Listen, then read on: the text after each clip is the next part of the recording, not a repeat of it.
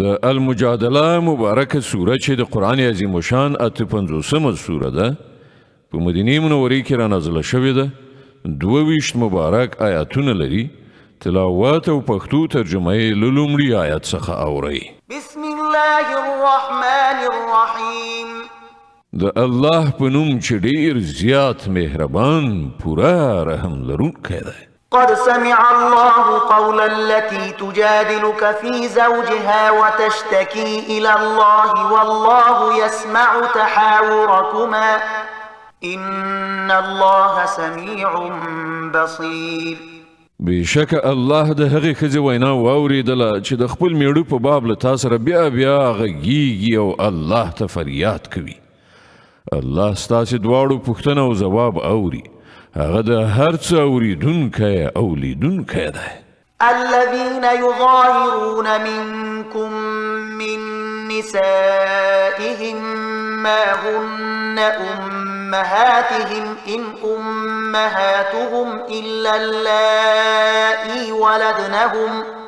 إن أمهاتهم إلا اللائي ولدنهم وإنهم ليقولون منكرا من القول وزورا وإن الله لعفو غفور له تاسې نه چې کوم کسان له خپلو ښځو نه ظاهر کوي یعنی دوی ته مور وایي په حقیقت کې د دوی میرمنې د دوی میندې نه دي د هغو میندې خو همغه دي چې هغوی یې زیږولي دي دوی یوه ډیره ناوړه او دروغ خبره کوي او حقیقت دا دی چې الله ډیر عفو کوونکی او بخښونکی دی والذين يظاهرون من نسائهم ثم يعودون لما قالوا فتحرير رقبة من قبل أن يتماسا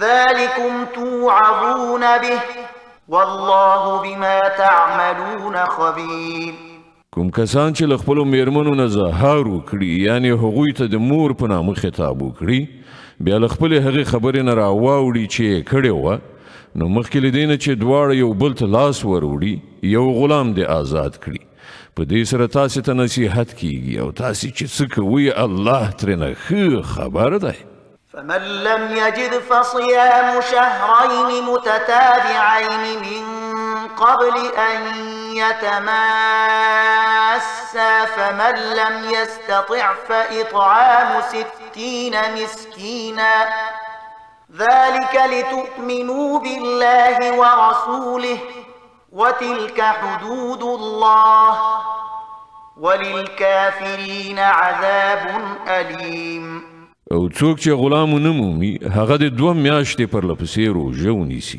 مخکې له دې نه چې دواړه یو بل ته لاس وروړي او څوک چې په دې هم قادر نه وي هغه د 80 مسکینانو ته خواړه ورکړي دا حکم د دې لپاره درکول کیږي چې تاسې پر الله او د هغه پر پیغمبر ایمان راوړئ دا د الله ټاکلي حدود دي او د کافرانو لپاره دردناکه سزا ده إن الذين يحادون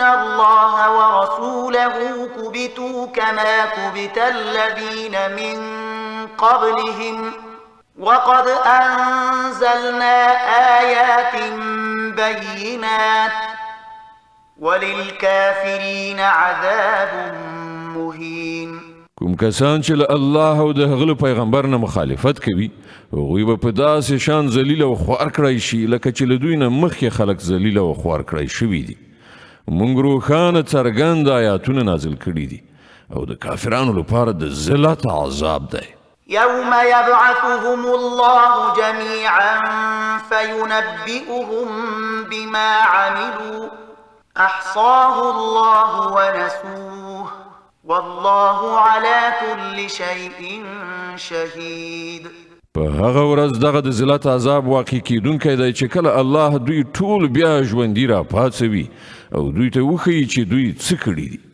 دوی هیر کړي دي خو الله د دوی ټول کړو وړو شمیرلي خوندي ساتلي دي او الله په هر یو شي باندې شاهد دی ألم تر أن الله يعلم ما في السماوات وما في الأرض ما يكون من نجوى ثلاثة إلا هو رابعهم ولا خمسة إلا هو سادسهم ولا أدنى من ذلك ولا أكثر إلا هو معهم أينما كانوا ثم ينبئهم بما عملوا يوم القيامة إن الله بكل شيء عليم. آیتن نه خبر چې الله د ځمکې او اسمانونو په هر شي باندې عالم دی. هیڅ کله داسې نه کیږي چې د دریو تنو کوم پټ مجلس وي او د هغو په منځ کې څلورم الله نه وي، یا د 5 تنو پټ مجلس وي او په هغو کې شپږم الله نه وي. د پټو خبرو کوونکي کله دې نه کم وي یا زیات، هغوی چې هر چیرته وي الله ورسره دی. بیا به د قیامت په ورځ هغو ته دا وښیي چې هغوی څه کړي دي. الله په هر شي باندې عالم دی. ألم تر إلى الذين نهوا عن النجوى ثم يعودون لما نهوا عنه ويتناجون بالإثم والعدوان ومعصية الرسول وإذا جاءوك حيوك بما لم يحيك به الله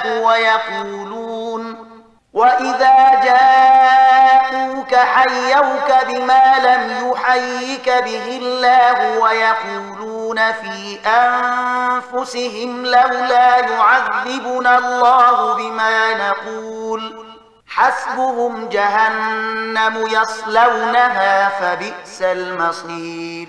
آیا تا هغه کسان ندی لیدلی چې هغوی له پټو خبرو کولو نه منع کړای شوي وو، بیا هم هغوی همغه حرکت کوي چې له هغه نه هغوی منع کړای شوي وو.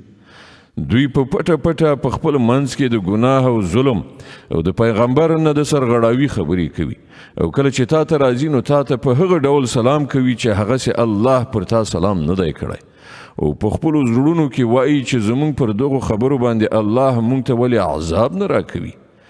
د دوی لپاره دوزخ کافی دی، دوی به د همغه د سون مواد شي. ډیر ناوړه عاقبت دی د دوی. يا أيها الذين آمنوا إذا تناجيتم فلا تتناجوا بالإثم والعدوان ومعصية الرسول وتناجوا بالبر والتقوى واتقوا الله الذي إليه تحشرون.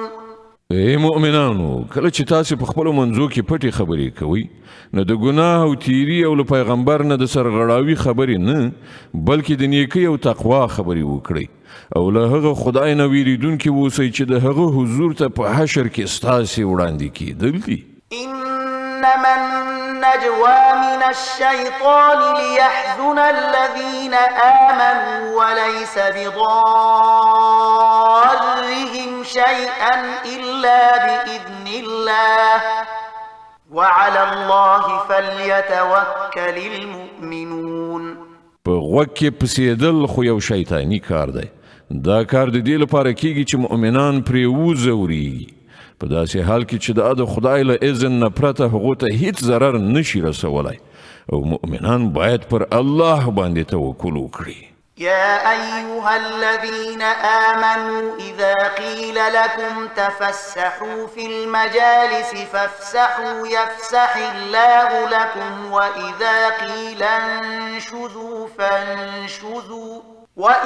قيل انشزوا فانشزوا يرفع الله الذين آمنوا منكم والذين أوتوا العلم درجات والله بما تعملون خبير. ای مؤمنانو، کله چې تاسو ته وویل شي چې په خپل مجلسونو کې ځای پراخ کړئ نو ځای پراخ کړئ، الله به تاسو ته پراختیا درکړي، او کله چې تاسو ته وویل شي چې پاتېږئ نو پاتېږئ. له تاسو نه چې کوم کسان ایمان لرونکي دي او کوم کسانو ته چې علم ورکړ شوی دی، الله به هغو ته لوړې درجې په برخه کړي، او تاسو چې څه کوئ الله پرې خبر دی. يا أيها الذين آمنوا إذا ناجيتم الرسول فقدموا بين يدي نجواكم صدقة ذلك خير لكم وأطهر فإن لم تجدوا فإن إن الله غفور رحيم. ای مؤمنانو، کله چې تاسو په ګوښه ځای کې له پیغمبر سره خبر یعنی سلام مشورې کوئ، نو له خبرو کولو نه مخکې یو څه خیرات ورکړئ. دا ستاسو لپاره ډیره غوره او ډیره پاکه ده. البته که تاسو د صدقې ورکولو لپاره څه ونه مومئ، نو الله بخښونکی او مهربان دی.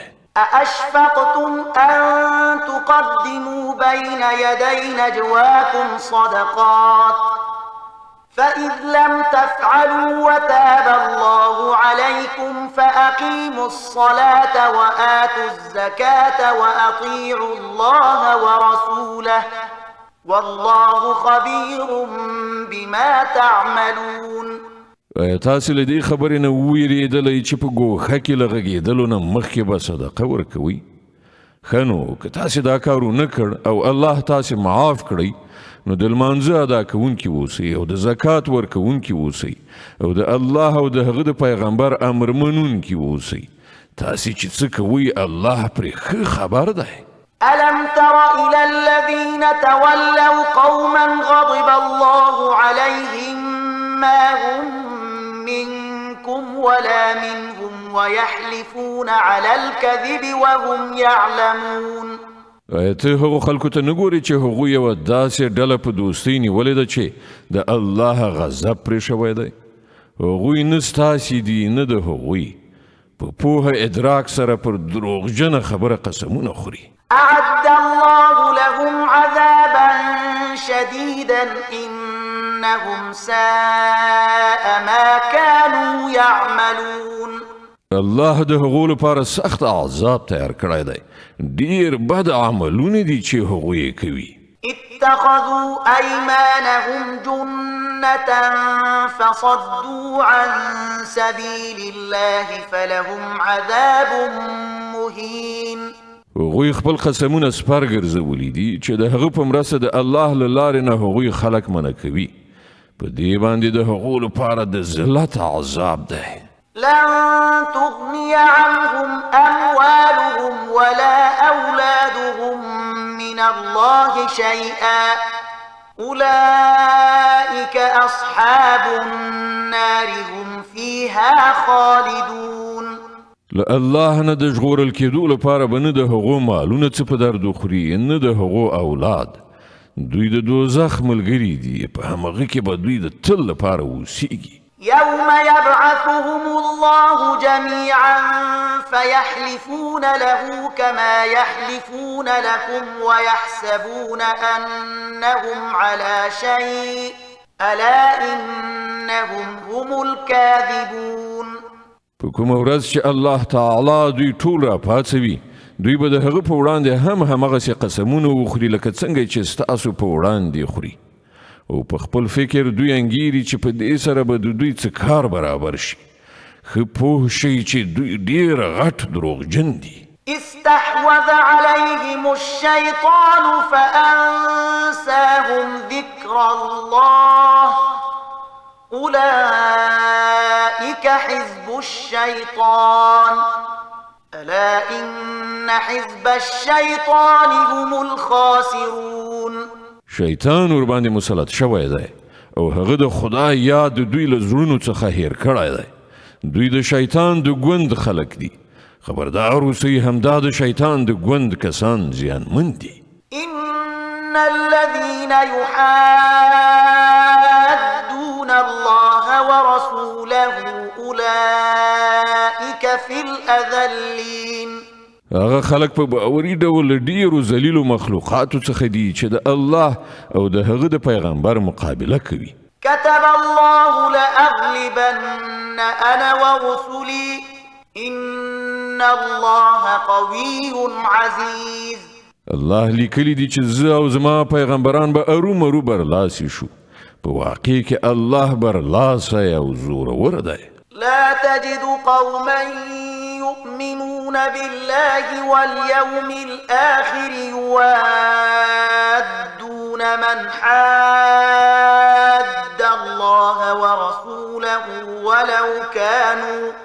ولو كانوا آباءهم أو أبناءهم أو إخوانهم أو عشيرتهم أولئك كتب في قلوبهم الإيمان وأيدهم بروح منه ويدخلهم جنات تجري من تحتها الأنهار خالدين فيها رضي الله عنهم ورضوا عنه أولئك حزب الله ألا إن حزب الله هم المفلحون. ته به هیڅکله دا ونه مومې کوم خلک چې پر الله او آخرت باندې ایمان لرونکي دي چې هغوی له هغو خلکو سره مینه کوونکي واوسي چې د الله او د هغه د پیغمبر مخالفت یې کړی دی، که څه هم د هغوی پلرونه وي یا د هغو زامن وي یا د هغو ورونه وي یا د هغو ټبر او کورنۍ وي. دا هغه کسان دي چې الله د دوی په زړونو کې ایمان ثبت کړی دی او له خپل لوري دی او روح په ورکولو سره دوی تقویه کړي دي. هغه به دوی داسې جنتونو ته ننباسي چې تر هغو لاندې به ویالې بهیږي، په هغو کې به دوی د تل لپاره اوسیږي. الله له دوی نه راضي شو او دوی له الله نه راضي شول. دوی د الله د ګوند خلق دي. خبردار اوسئ، همدا د الله د ګوند کسان فلاح موندونکي دي.